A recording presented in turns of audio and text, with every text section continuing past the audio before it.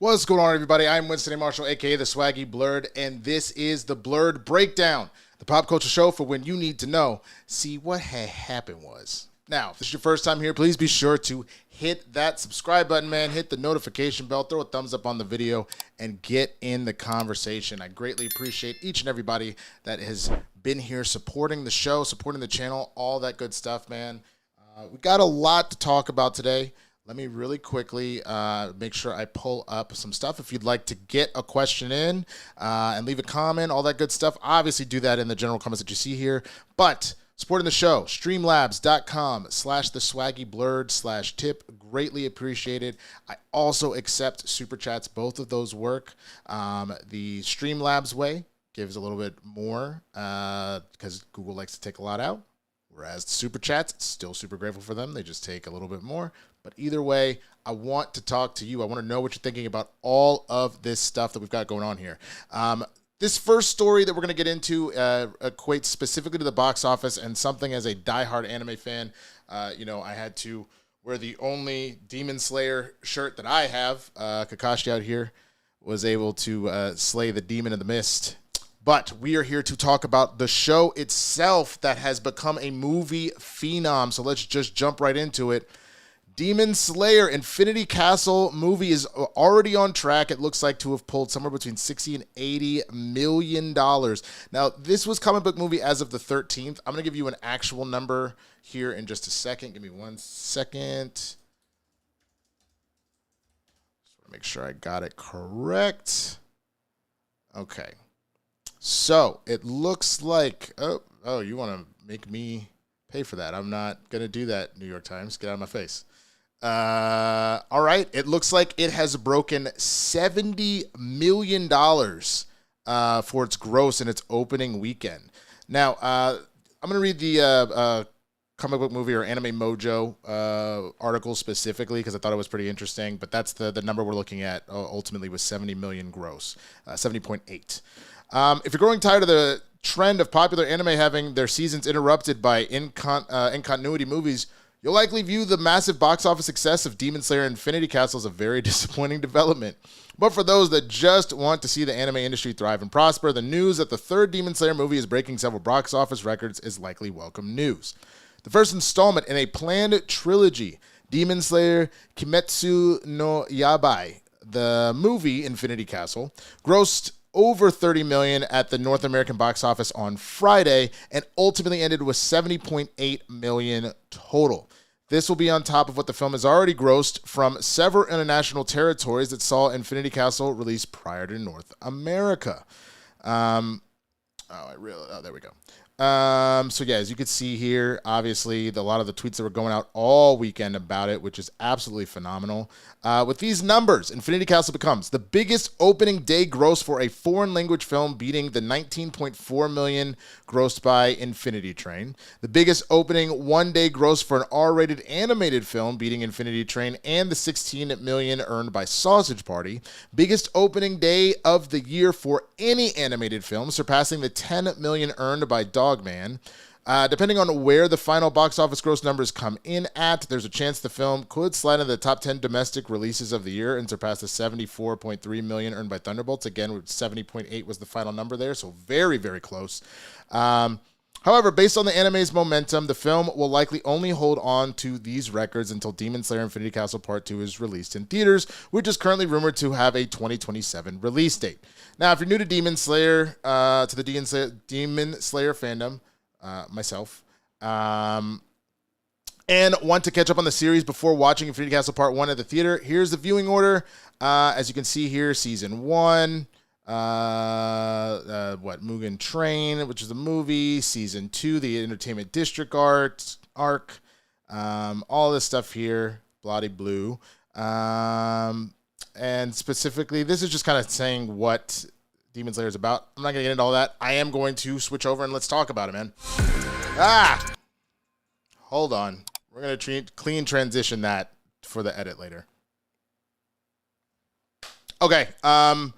This is ginormous news, and I couldn't be happier to hear it, mainly because as an anime fan, and I've been one for a very, very long time, this is how you start to this is how you start to see what has been such a colossally successful medium take the next step.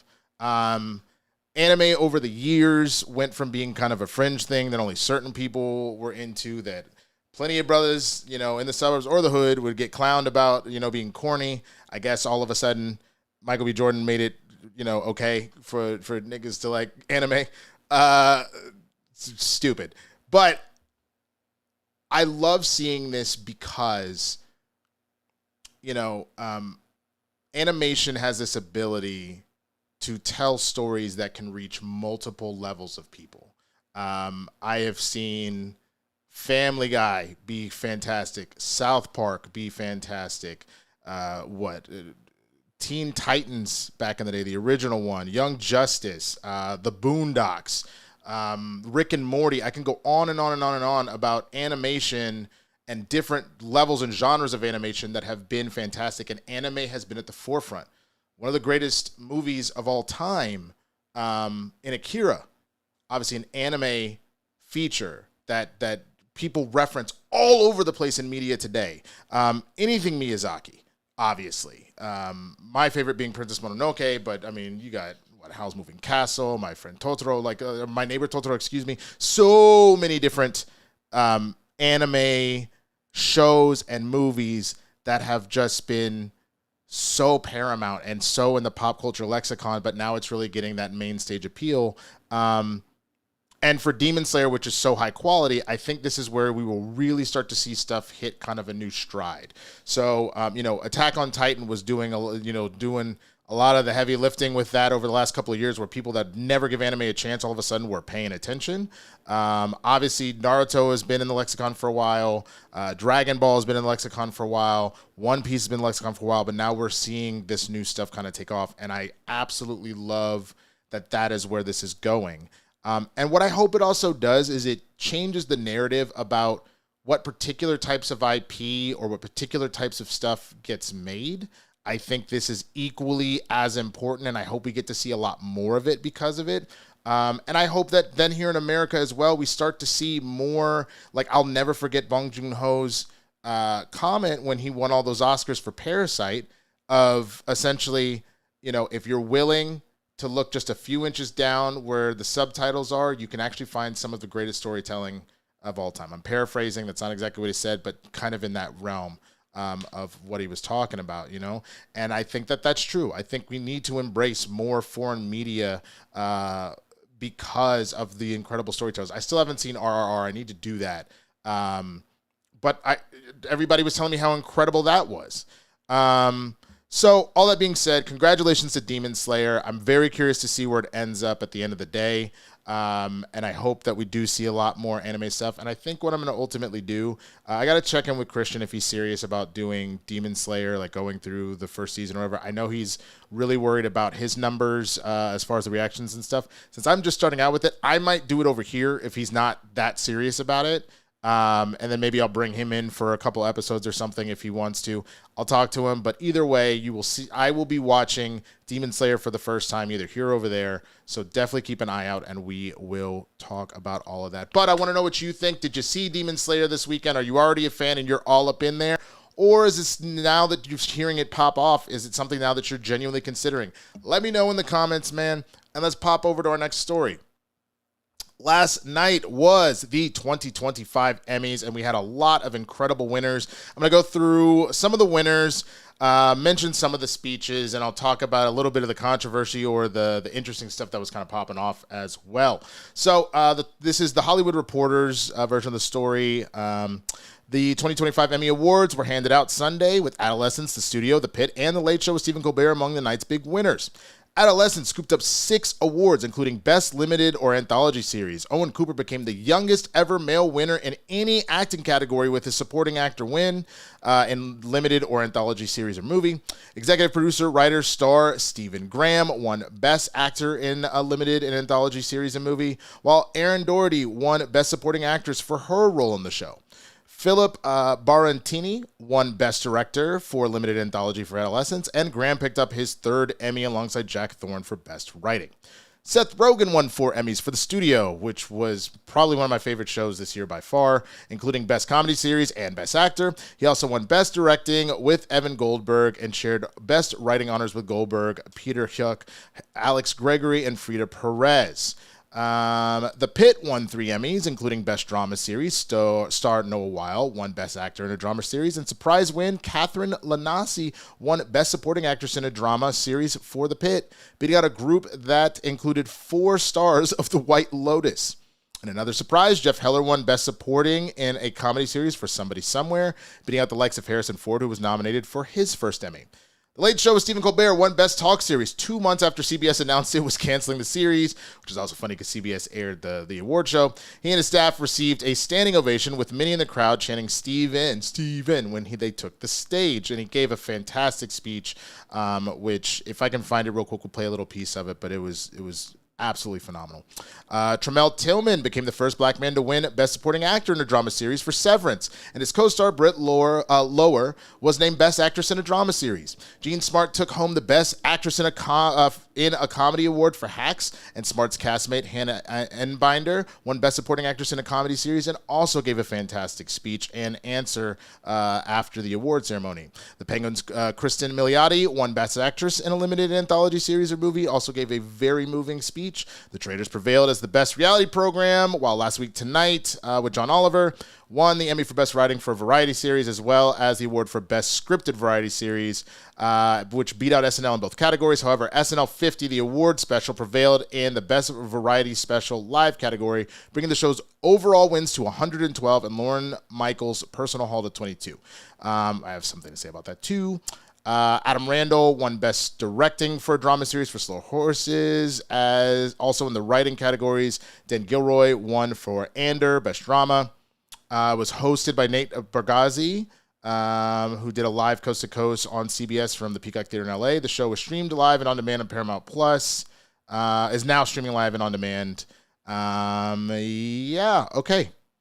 So here's the full thing. As we mentioned, The Pit won Drama Series, Studio won Comedy Series, Adolescence won Anthology or Limited, Traitors Reality, Colbert Talk Series, Last Week Tonight Variety, SNL 50 Variety Special, Noah Wiley, Brett Lower. We went through all of these here. Tremel Tillman, Lassa, Stephen Graham, Kristen Milioti, Owen Cooper. I'm trying to see if there's any we missed.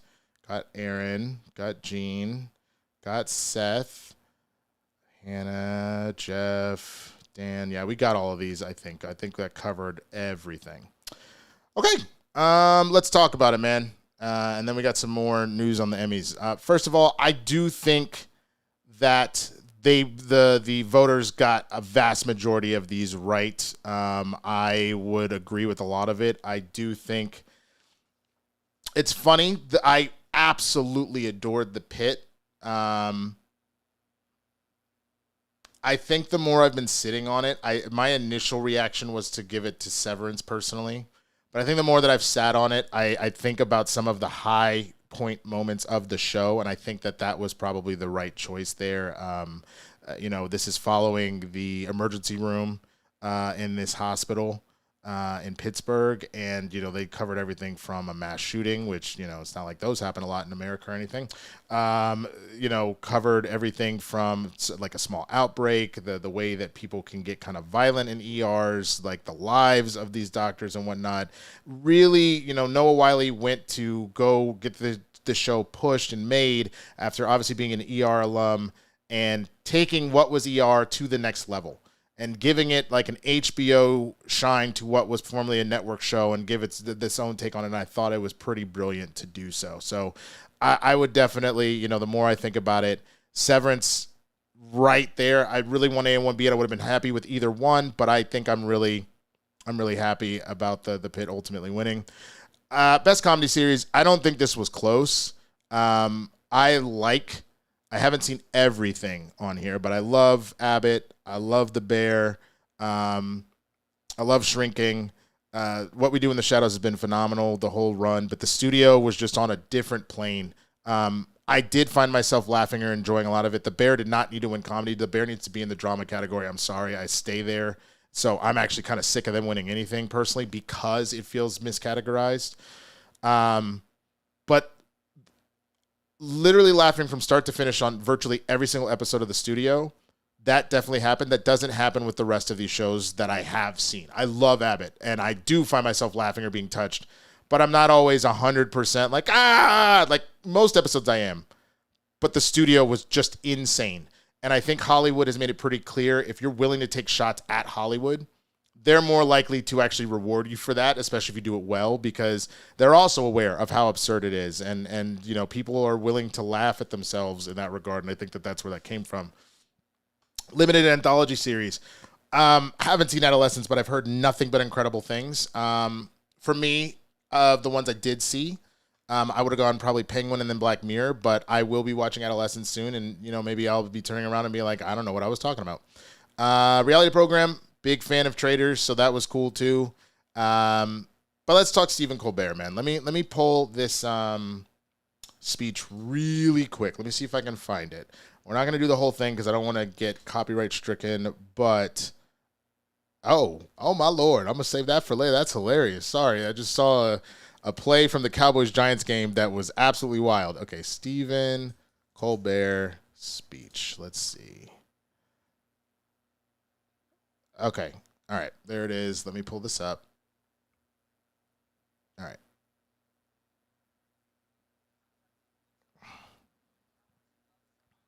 There's a lot more to that speech, but him just talking about how he hopes late night continues on really forever beyond his his tenure. As you know, a lot of you know that the Late Show has been canceled and will end after in the spring. So it was amazing to see him get his due, to see so many people support him there, and his speech truly was something to be admired, man. I really appreciate what he had to say. Let me find the other kind of big moments. Let's see. Tremel Tillman. Let's get his speech. Because I thought that was something special, especially as someone with the black mama myself. Check this out.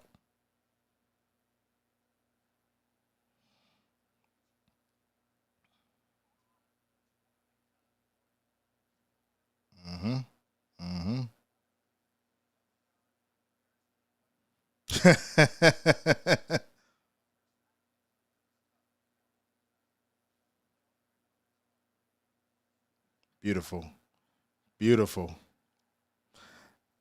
Absolutely phenomenal. And a similar sentiment that I personally have had. My mom has been really supportive of me, myself, and I love hearing that. Oh, you can't hear the audio from the clips. Uh-oh. That's not good. Okay, that's good to know. Let's see if we can't rectify that. Please, my apologies. Hold on. Damn, I apologize. We'll replay them both. Give me one. That sucks. All right, hold on one second. We'll play Colbert's speech again. I know what I need to do. If I go here, and then let's try that. That should do it. Can you hear it now? Sometimes you only truly know how much you love something. Did that work? Somebody tell me real quick. Shout out to the people that I see that have come in here. Sam Macias, what's up? Seattle KO, Joseph Ashley, Stephanie Litz, Kyle Wilson, a lot of people in here. But did that audio work? Somebody let me know. It looks like it. I'm seeing the little thing move, so I'll just try playing it again, and I'll look to see if you guys said you can't hear it. But again, more to that speech. Highly recommend that you go and watch it. Let's see. We'll go back to Tremel Tillman. Again, as a black man, as a black actor, this is pretty huge. But anybody with the black mama, well, that one was very touching. That one really got me. Yo, shout out Kyle Wilson. Thank you so much for the super chat. We'll read that in just a moment. Yeah, the Tillman speech, and then this was the last one. God, what is her name? Hannah. Speech EMMYs. Yep. Finally. Here we go. This one, free F ICE, fuck ICE, and free Palestine. Hannah Enbinder, man. And then she actually gave a really, really great response here. We'll play this real quick when she was asked afterwards about her speech. I wanted to ask you, when you were up on stage, you talked about Palestine, and I know you signed a pledge, too. Can you talk about that, please? Yeah. So, well, I thought it was important to talk about Palestine because it's an issue that's very dear to my heart. I have friends in Gaza who are working as frontline workers, as doctors right now in the north of Gaza to provide care for pregnant women and for school children to create schools in the refugee camps. And it's an issue that's really close to my heart. For many reasons, I feel like it is my obligation as a Jewish person to distinguish Jews from the state of Israel because our religion and our culture is such an important and long-standing, basically like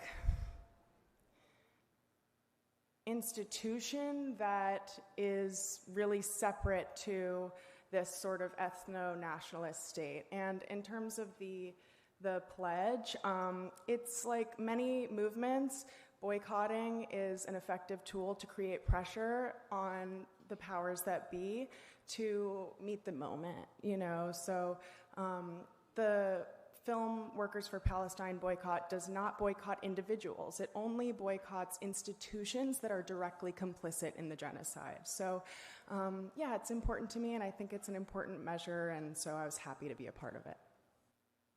Fantastic. Fantastic. I thought that the journalist teed that up perfectly for to be able to fully give her thoughts and whatnot.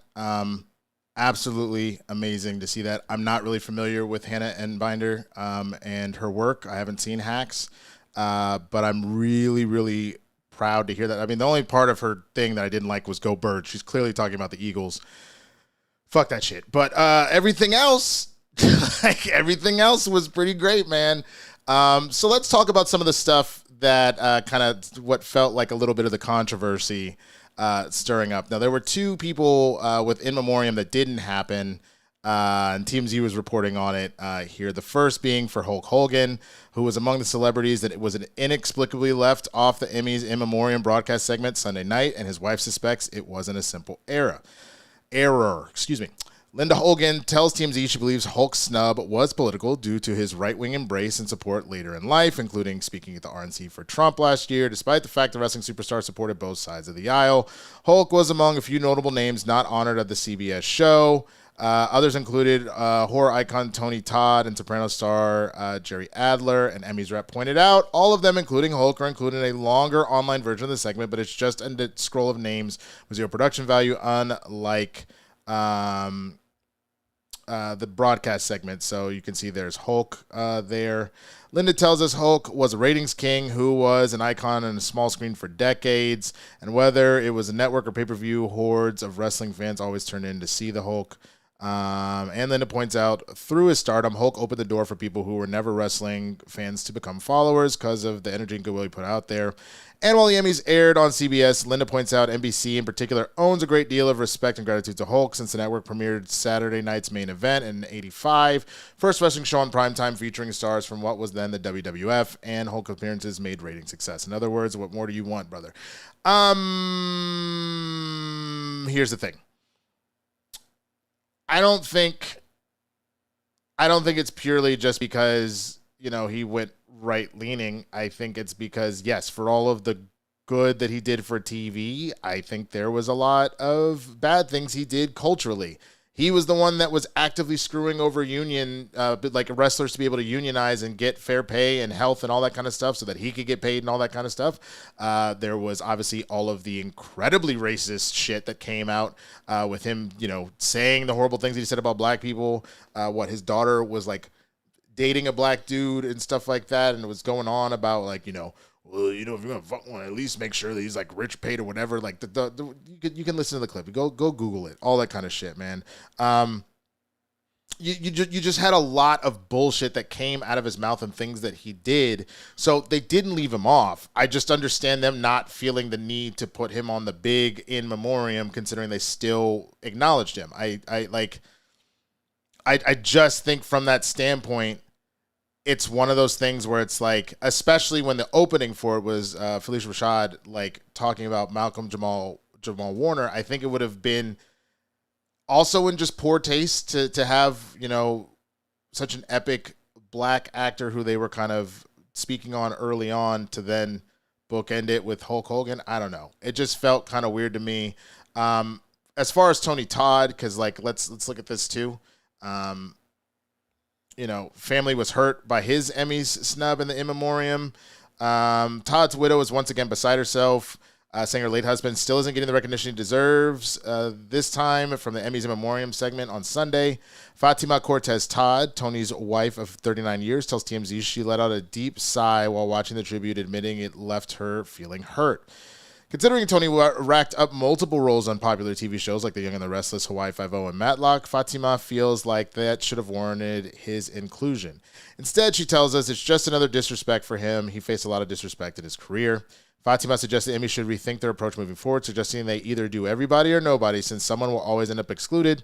In fact, she points out Alice star Polly Holliday was also left out, calling her a wonderful human being in addition to the great actress.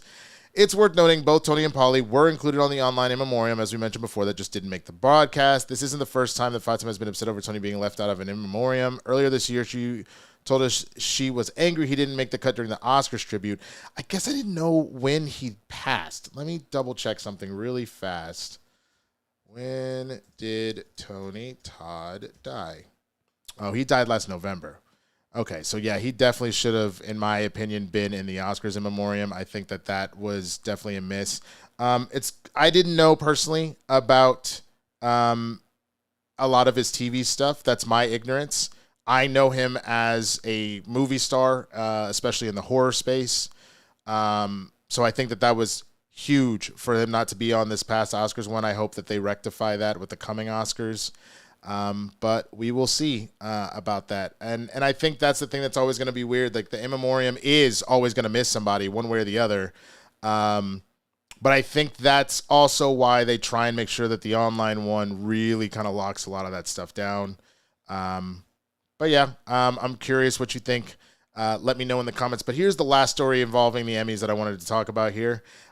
Jenny Ortega making A-Cups great again, according to TMZ here. This is a clip of Ana Navarro from The View talking about her. Hold on. But I will say, as always, I was looking at the fashion, so I have a picture of Jenna Ortega's Givenchy look. Ana Navarro. She was fabulous. Oh, wow. Yes. Yeah, but I gotta tell you, you gotta have really small to pull that off.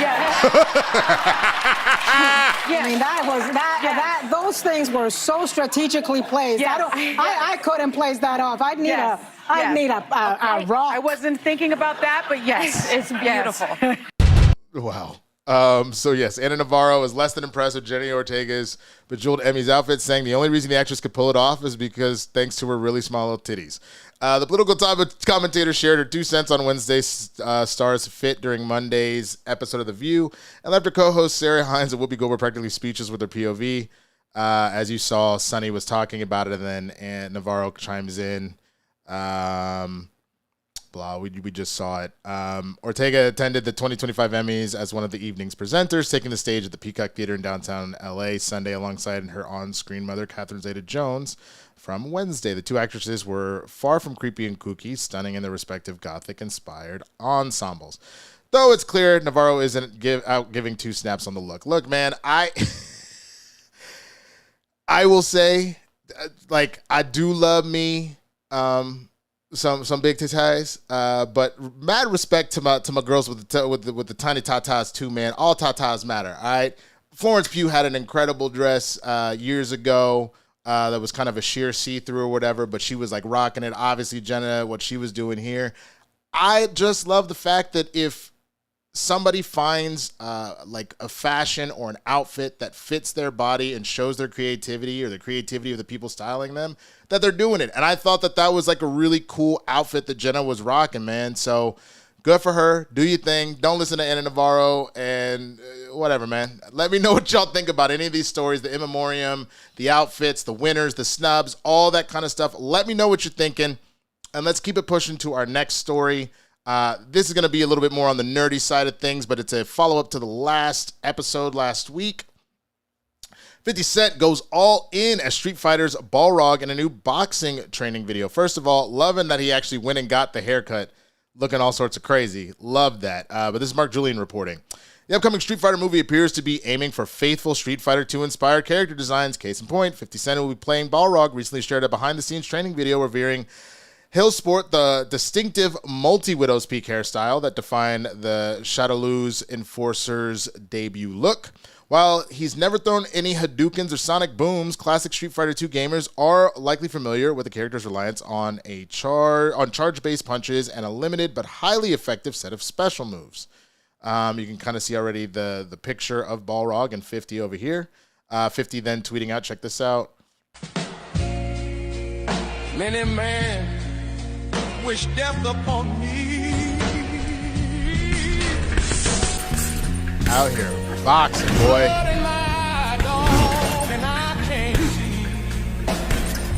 Out here, boxing, boy.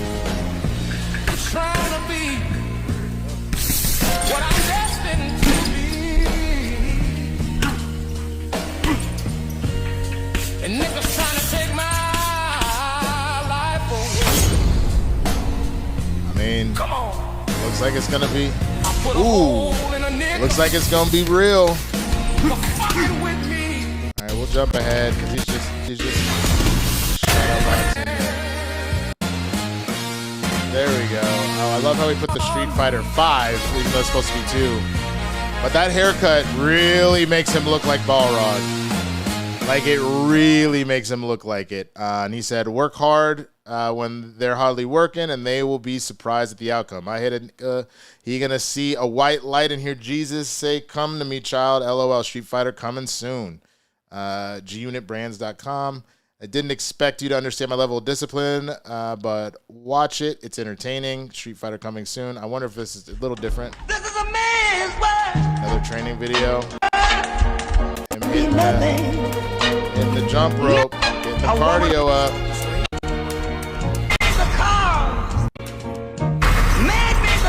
Hey, I remember when Fiddy came on the scene, him being jacked. Like, he's already jacked as is. I hope he can get to this level of insane jackedness. That would be crazy if he did. But either way, he'd be killing it. Now, again, the confirmed cast includes, as we mentioned before, Noah Centino as Ken, Andrew Koji as Ryu, Cody Rhodes as Guile, Roman Reigns as Akuma, Jason Momoa as Blanca, Kalina Lang as Chun-Li, Andrew Schultz as Dan, Orville Peck as Vega, 50 Cent as Balrog, David Dastmalchian as M. Bison. Yo, shout out Kyle for another super chat. We'll read that again in just a minute. Vidyut Jamalwal as Dalsim, Oliver Richters as Zangief, Mel Jarson as Cammy, Reina Vandeglahim as Julie, and Hiroki Goto as E. Honda. Longtime Street Fighter character that is yet to have been cast or revealed is Sagat. Perhaps they're saving him for a sequel. Filming on the movie is currently underway in Australia. The project is a collaborative effort between Legendary Entertainment and Capcom, aiming to bring the beloved fighting game franchise to life again, which I love considering how well they did with Mortal Kombat. Not this particular studio, but that we're seeing fighting games get their love. All right, hold on. See why that's spiking. It's a little weird. Hold on. Maybe that. No, it's doing a little bit. I don't love that. All right, sorry about that.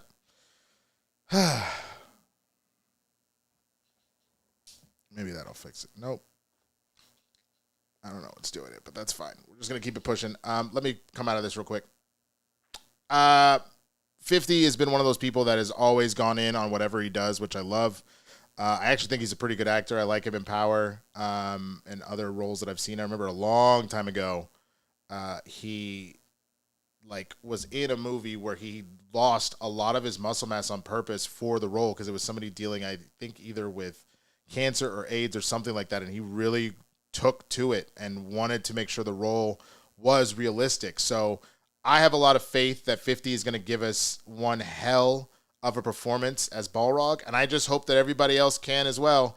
I have a lot of faith in this. I think the only thing that I've seen, and I've said this before, that makes me feel a little weird, I don't think you need to include every single Street Fighter right now. As important as Sagat would be, I think that's fine. Save him for a sequel, or maybe there's a hidden cameo where he shows up or something.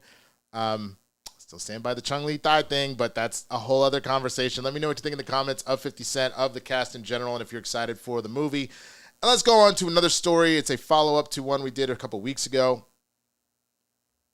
Lil Nas X is entering treatment after an arrest. Give me 1 second. I'm going to try something to see if I can't fix this kind of feedback.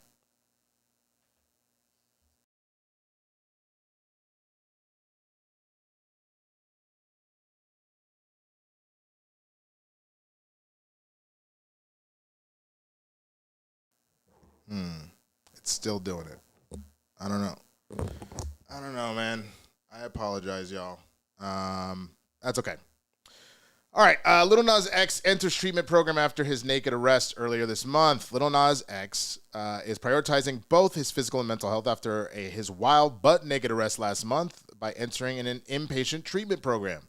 On Monday, the Old Town Road Star's attorneys represented him in Los Angeles court as a judge modified the conditions of his arrest in order for him to be treated out of state at an undisclosed location. Lil Nas X's bail remains set at $75,000, and his next court date is scheduled for November 18th. In court, the 28-year-old artist defense attorney Drew Feinling stressed the importance of his team focusing on his well-being and assuring the court the rapper would bounce back from the debacle.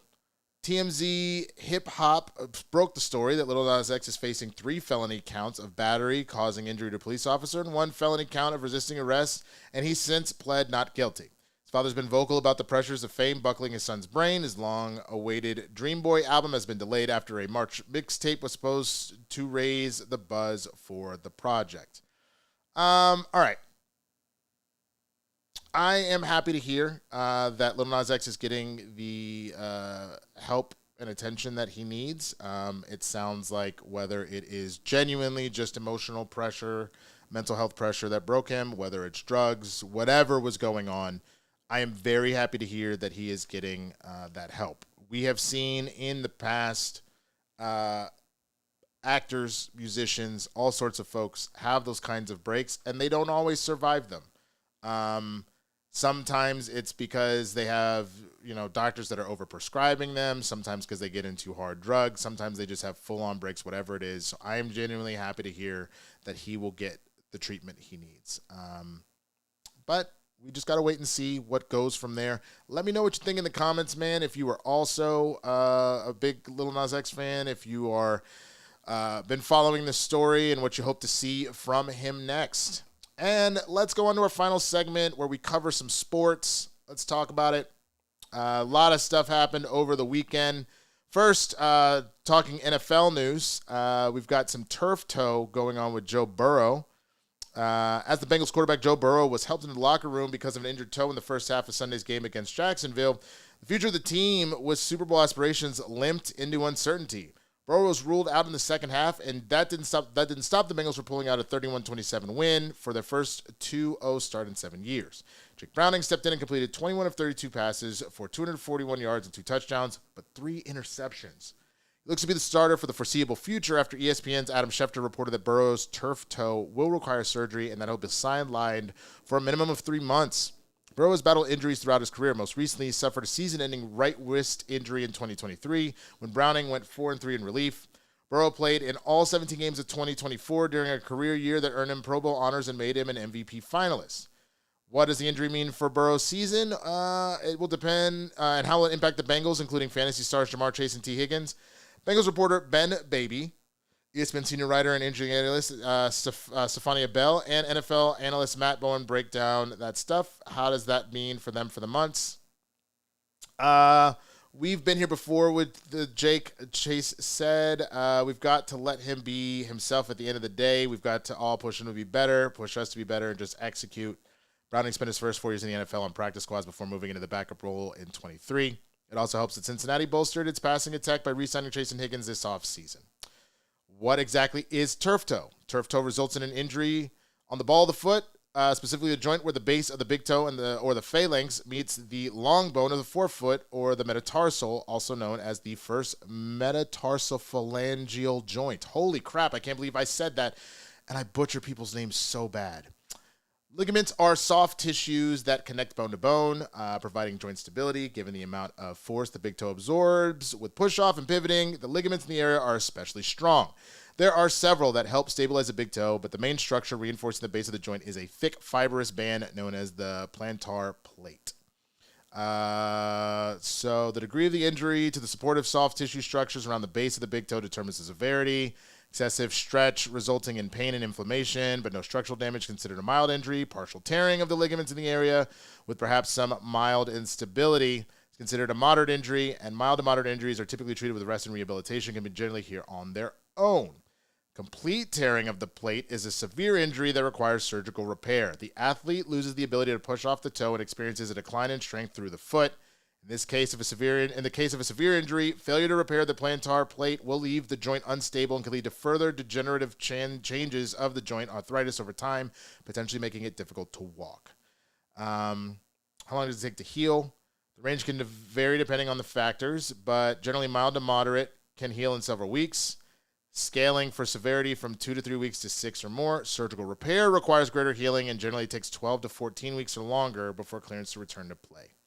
There's special concerns when a QB has the injury, whether it's driving through the leg to throw, dropping back to pass, pivoting to hand off the ball, and perhaps most importantly, having enough mobility to protect oneself. The big toe plays a crucial role for the quarterback. The ability to perform all aspects in the position without limitation is crucial for a successful return. Playing through it, Dan Orlovsky said, I suffered a turf toe injury in the 2007 preseason when I was with the Lions. It was one of the most painful injuries I'd ever had in my life. It happened the same way as Burrow's injury. I got rolled up on, the two bones split apart, and the toe wouldn't flex. And when it did, the pain was excruciating. I ended up getting surgery and didn't really miss any time, though I was walking in a walking boot for the rest of preseason. I was fighting to keep my job on Detroit's roster at the time to keep my toe from bending. I had a metal plate in my cleat and shoe for the whole season. It was an awful injury, and I still feel it today. My toe randomly pop, especially when I'm working out. Jesus. All right. How does this affect fantasy? This is something I care about because I have both Higgins and Chase in various teams. When Browning relieved Burrow, he averaged 19.1 points a game. He's an aggressive thrower. He'll attack tight windows and push the ball to the third level of the defense. That works out for Chase, who will remain a volume target with the top 3 upside in weekly rankings. Higgins still has a breakout game ability with Browning at QB due to his formation flexibility and vertical presence. However, Higgins slides to the wide receiver 3 range. In the run game, Brown will get the touches to stick in the RB2 mix. And then who will back up Browning? If Burrow is forced to go on injured reserve, Brett Rippon is a logical choice as the team's number 3 quarterback. Rippon, 29, has appeared in 10 NFL games since entering the league in 2020. In that scenario, Cincinnati is still one quarterback short of what it typically carries throughout the season. If Rippon is signed to the active roster, that opens a spot on the practice squad. However, if it's short-term absence for Burrow, the Bengals could elevate Rippon up to 3 times before being forced to carry him on the 53-player roster. Cincinnati has taken a deep look at reserve quarterbacks in recent months. In training camp, they got rid of Logan Woodside and replaced him with Desmond Ridder. Ridder was a 2022 third-round pick by the Falcons and was cut in the preseason, replaced by Rippon.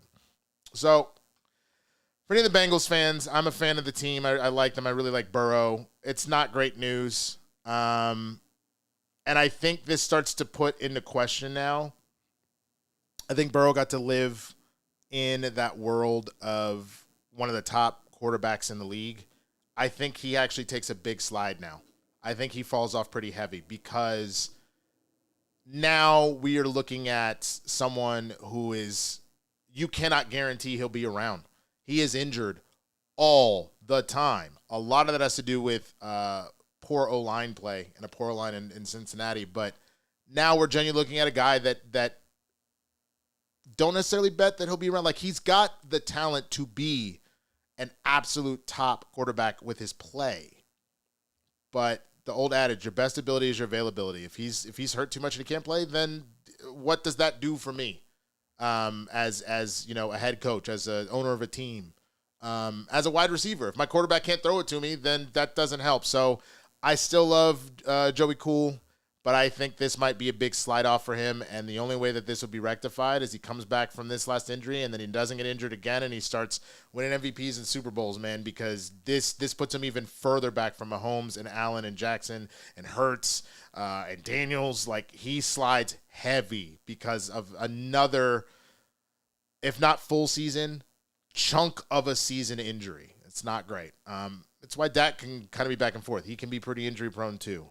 But let's go to another story. We're going to jump over the NBA for a minute, or jump to basketball. My hate for Nico Harrison continues. Luka Doncic given high praise after 2025 Euro basketball run. This is from heavy.com. I think heavy.com. Yep.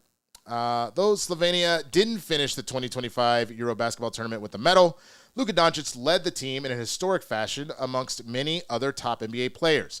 As he heads into his first full season as a Los Angeles Laker, God help me, Doncic was recently named one of the biggest winners from the competition, despite Slovenia finishing 7th. Luka's more aggressive approach was crucial in taking his country as far as it could go, Andy Bailey of Bleacher Report wrote. Over the course of 7 Euro basketball contests, Doncic averaged 34.7 points, 8.6 rebounds, and 7.1 assists. Check out a little bit of this. Doncic, tough drive. Skinny Luka out here, SL.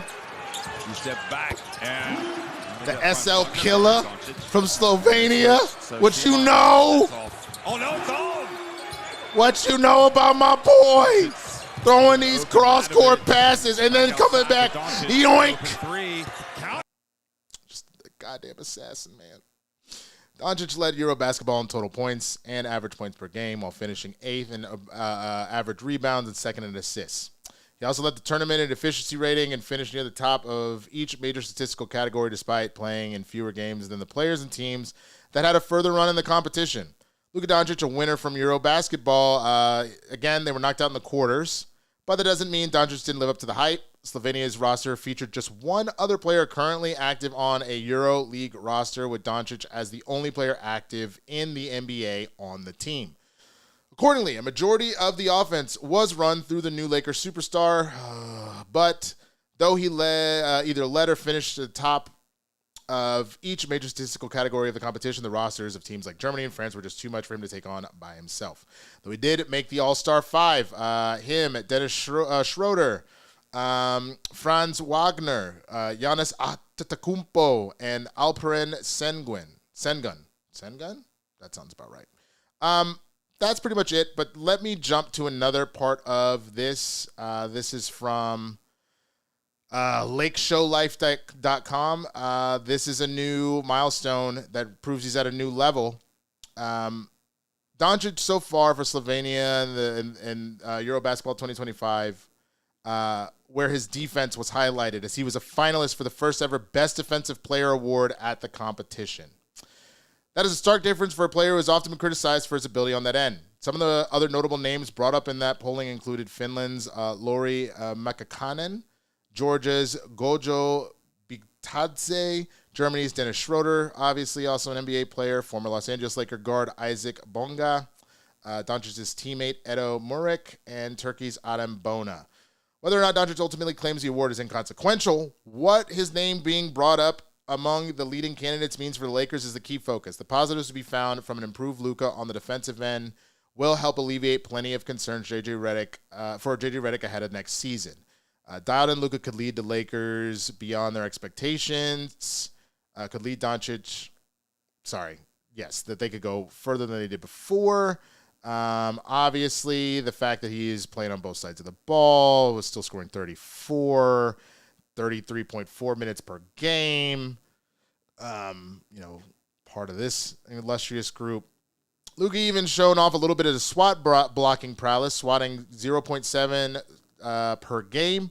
This is a long way of saying Doncic has been fantastic as a defender while leading his Slovenian national team to the quarterfinals of the competition. The NBA will offer far more difficult challenges for Luka than Eurobasket has. The athletes are better, and that has been proven to be an uphill battle for the superstar point guard in the past. However, if the defender seen in the NBA next season is a lot closer to that of what has been on display in EuroBasket 2025, the Lakers will be so much better off for it. Boasting an elite defensive unit with Doncic in the midst certainly is not impossible. The Lakers had a confident stretch as the league's best defense during the 24-25 season. The Dallas Mavericks also ranked 5th in defensive rating during their push for the championship in the 2024 NBA playoffs. Doncic's opportunity to showcase his transformation is very really will be rapidly approaching, and 25-26 could be his proving ground. Look, man, I hope Luka wins MVP. I hope the Lakers win the NBA Finals. I genuinely hope that Nico Harrison sits there and just watches his entire mentality just crumble. I have been a diehard Mavericks fan my entire life. I will still care about the team, but as long as he is around, my mind is kind of shut off a little bit. My heart was kind of stolen from me. I feel the same way with the Cowboys. I'm rooting for the Cowboys. I need Jerry Jones to just go. I need him to sell the team. I need him to retire. I need him to fire himself. I'm not going to say the more morbid thing, but whatever it takes for Jerry to stay out of it. We shouldn't have been this close with the Giants. Guess why Russell Wilson got to throw for 500-plus yards and 5 touchdowns? Because you had nobody to pass rush. Because you took a generational pass rusher and you handed him over to the Packers, and he has been wrecking havoc on both the Lions in week 1 and then this past week against Jaden Daniels, who is used to it, his first year out having to play Micah twice. You went and signed Jadeveon Clowney. Big name, but Jadeveon just doesn't put up the numbers that Micah does. Kyle Wilson with another super chat. Thank you so much. We'll read that too at the end.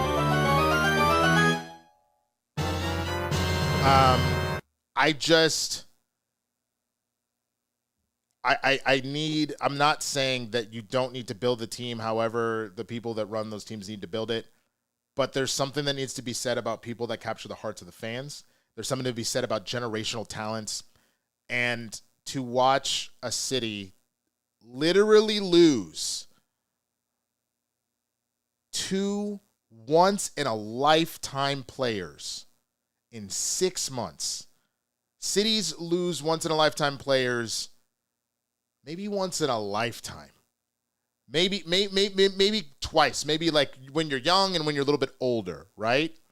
You don't lose 2 generational talents from a city in less in half of a year. It's absolutely insane. So call it cynical, call it just heartbroken.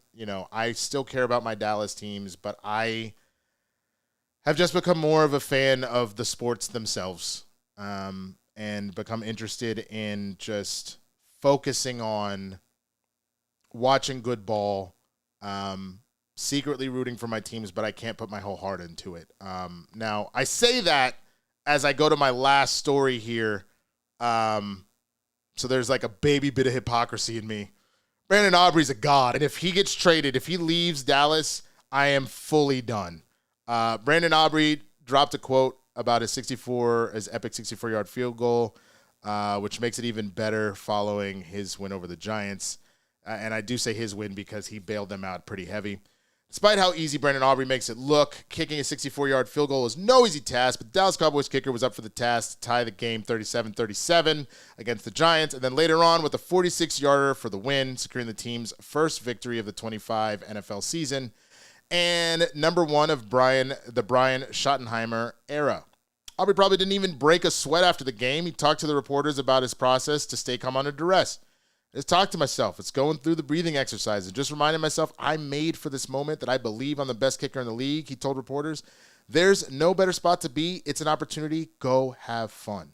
Aubrey's confidence is exactly what makes him such a dangerous weapon for the Cowboys, and it's the kind of attitude that makes you enjoy a play even more after it happens. Aubrey's leg strength complements his mental fortitude. His mental fortitude isn't the only reason why he's clutch in such high-stakes moments. His leg is strong, too. Shotty was so confident in Aubrey's range that he didn't even try to make it easier on him by throwing one play before the 64-yard attempt. Instead, the Dallas offense ran the ball for a 3-yard gain to set up Aubrey's preferred hash mark. Aubrey's 64-yard field goal makes NFL history in a unique way. He now has 2 field goals of 64 yards or longer The rest of the league has 2. So he's got 2 himself. The rest of the league history has 2, which is crazy. And now he needs to be signed for a contract extension immediately. Aubrey is right about being the best kicker in the NFL. The Cowboys must address the fact that he's set to become a restricted free agent next year. That's insane. Sign him right now. That means it will be relatively easy for the front office to secure him next offseason, but the best course of action would be to secure him for the long term. He's proven his worth. The team signed Jake Ferguson, Deron Blanton, Tyler Smith in a couple of months. It's time to recognize Aubrey for his play. Absolutely. I cannot think of a greater mistake than letting Micah Parsons go. I know that sounds weird to say, but letting this once-in-a-lifetime kicker potentially even smell the free market. Pay him the absolute top, whatever the top is for kickers, give him a little extra on top of that, bro. He has the same amount of 64-yard field goals, 60-plus field goals as league history. Pay him everything right now. Let's not even play this game. He has bailed out this team so much. Do not tempt fate. This is how he ended up screwed in the first place. Don't go play hardball with the goddamn kicker just because you're like, he's a kicker.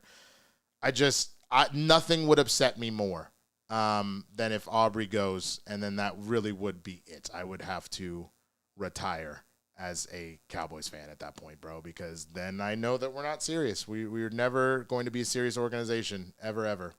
I already feel that way, but that would be the end of it. So with that, let me know what you think about any of those stories. Joe Burrow, Luka Doncic, Brandon Aubrey, and the Giants game, which that game was crazy. Both defenses kind of suck. I know we're dealing with hella injuries. I don't know what the Giants' excuse was, but it's pretty nuts. But let's get to these super chats and these Streamlabs. Thank you so much to everybody. It's all Kyle Wilson right now, so shout out to Kyle Wilson. Streamlabs.com/theswaggyblerd/tip or super chat. Everything is greatly, greatly appreciated. Kyle Wilson, do the Emmy winners nudge you to see shows that you have put off or need to catch up? I don't usually like medical shows other than Scrubs. The Pit is not funny like Scrubs, but The Pit is fantastic. There's a reason it won drama series. For me, again, it was between Severance and The Pit. I can't hate on The Pit winning, though I was pulling more for the Penguin person. The Penguin was limited. I'm sorry, I was pulling more for Severance, but I can't hate on The Pit winning. I'm not surprised. Some of the stuff that it went down.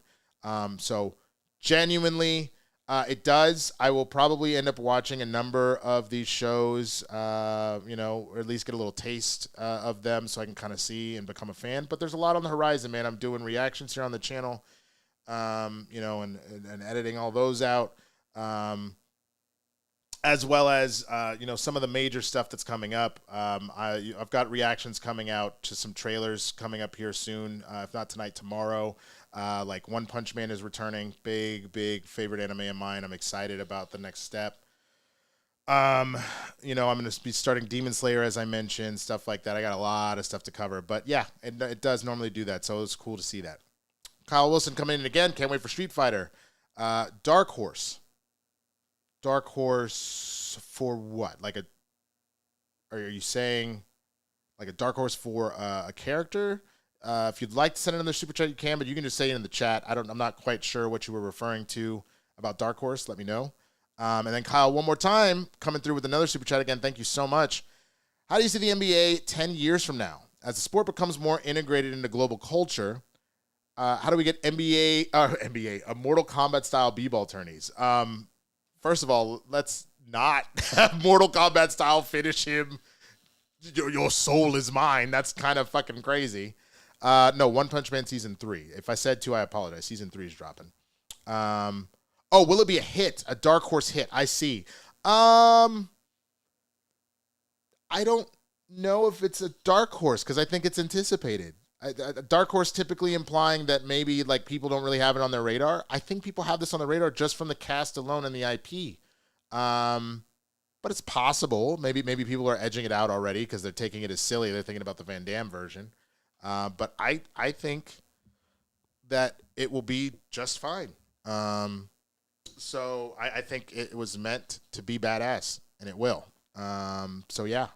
But where do I see the NBA 10 years from now? I think the NBA needs to continue to accept its global superstardom. It would be a waste, in my opinion, even though obviously Shai Gilgeous-Alexander is international. He is from Canada. I think that the true face of the league right now is either Joker or Luka. I think that especially Luka, because I believe he has a #1 jersey in the world. And I think that he has really captured the minds and hearts of a lot of people here in the States and a lot of people all over the world. So I think the greater push for the international ball, and I think the wake-up call is coming. A lot of the major stars from America are getting ready to retire. Steph is near the end of his career. LeBron is near the end of his career. Kevin Durant is near the end of his career. Kyrie, depending on how his knee goes, we'll see how much he's got left in the tank. There's still plenty of American stars, but the newer ones are not capturing the way that this generation I just spoke of did. Jason Tatum's phenomenal. Nobody's checking for Jason Tatum like that. He doesn't have the kind of persona that brings people in like that. Who else? Who are some of the other big American stars? I guess Trey Young, but Trey was taken before Luka in that draft and has not lived up to what Luka has been able to pull off. You know what I'm saying? We're not seeing as many crazy American stars. I think that's where the Cooper flag of it all will be really interesting. I think Anthony Edwards is another great thank you, Stephanie, for that reference. I think Anthony Edwards is another one of those dudes that is a superstar and does have a kind of Jordan-esque charisma to him. But the more that he's not able to kind of overcome some of the stuff on the court, and the more that the drama with the baby mama stuff happens off the court, I think it kind of puts a dampering on some shit too. So we really got to see. I mean, Wemby, also fantastic, but, that's what I'm saying. If we're trying to find, American superstars to be the face of the league, Wemby's from France. It really is becoming a full-blown international league, and the biggest stars are not from the States, man. So I find that very interesting to see where things are going. I think the league will remain here in America, but I just don't think that Americans will be at the center of it anymore. I think they will they'll be the majority still, in the sense of the most players in the league will be Americans, but I think they will fall to the minority where if it was just Americans versus international players, I think it's, the way that they talk about a lot of times with the population in America of like where whites won't be the majority anymore, minorities will be, and not necessarily one independent group, but collectively as a whole. I think it'll be kind of the same thing. I think the NBA truly becomes international. And I think the NFL is trying to do that too, to be honest with you, because I think you've kind of tapped out on what you can get here in the States. You don't abandon your market, but you're trying to push. That's why you see these NFL games in Brazil and Germany and England, because they are trying to also go international and get the sport on the map. And maybe get some of that soccer money. I know the NFL has the most profitable teams in the world, but soccer as a collective is still doing more than American football is. And they're trying to change that and keep that going here. So anyways, that is going to be today's Blerd Breakdown. Thank you so much to everybody that watched the show, everybody that put in a comment, put in a Streamlab or a super chat. Kyle Wilson, super shout out for all of the stuff you put in there, man. Again, if it's your first time here, please be sure to subscribe to the channel if you enjoyed the show. Throw a thumbs up. Hit the notification bell so you know when you're dropping stuff, and go and do comments about any of the stories. I got a lot of other amazing stuff on the channel. I got sketches and comedy. I've got reactions, reviews, all that stuff. If you'd like to see a little bit more of me outside of the channel, you can also follow me on twitch.tv/swaggyblerd or on any of the social platforms. Tuesdays, I am on Spill the Tequila with John Roca on the John Roca channel. Wednesdays, Blerds in the Hood. For those of you familiar with me from that, and those of you that aren't, that show is coming back. YouTube.com/Blerds in the Hood. Twitch.tv says Blerds in the Hood. That'll be on Wednesdays at 6. Myself and Jay Washington. And then Fridays with Christian Harloff on Capes and Cows, and Chris Carr, who has joined us as the new third with Coy. Stepping away from the show. I'm also doing reactions over on the Christian Harloff channel. We just put out the Last Dragon. I had never seen The Last Dragon before, which is funny. Hella black people in the comments be like, man, I'm going to take your black card. It was an 80s movie, man. Didn't watch a lot of 80s movies. It just wasn't something. My family Like my parents were not into movies like that, so I was kind of left on my own devices. Seeing all the 90s, 2000s, all that shit, I just never saw Last Dragon. Just is what it is, man. So anyways, that's where I'm at. That's what's going on. Thank you so much again for watching the Blerd Breakdown, and we will see y'all on the flip, man. Peace.